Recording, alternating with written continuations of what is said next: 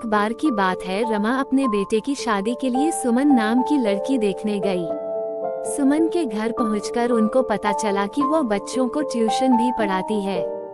रमा के बेटे और सुमन के बीच बात के बाद रमा ने सुमन से कहा कि हम नहीं चाहते कि हमारी बहू बच्चों को पढ़ाए, इसलिए शादी के बाद सुमन को बच्चों को ट्यूशन पढ़ाना बंद करना होगा। सुमन इस बात पर सहमत हो गई। इसके कुछ दिनों के बाद सुमन और रमा के बेटे की शादी हो गई। शादी के बाद रमा ने अपनी बहू को कहा कि वह तैयार हो जाए। शाम को पड़ोस की औरतें उसको देखने के लिए आने वाली है।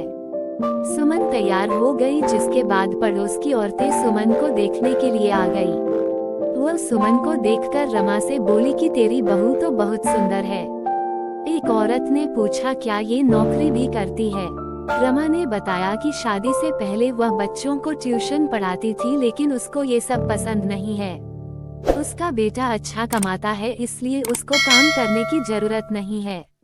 इस पर पड़ोस की औरत ने कहा कि मेरी बहू भी तो कंपनी में काम करती है। उसने रमा को कहा कि उसको भी अपनी बहू को काम करने देने चाहिए। रमा ने उनकी बात को अनसुना कर दिया। कुछ दिन बाद रमा का छोटा बेटा हरीश अपने एग्जाम में फेल हो गया। इस पर रमा ने उसको बहुत डांटा। सुमन ने अपनी सास को बोला कि अब वह हरीश को पढ़ाएगी। रमा ने बोला कि हरीश को वह कितना ही पढ़ा ले, लेकिन वह पास नहीं होगा क्योंकि वह पढ़ाई में ध्यान नहीं देता। इसके बाद सुमन हरीश को रोज पढ़ाने लगी।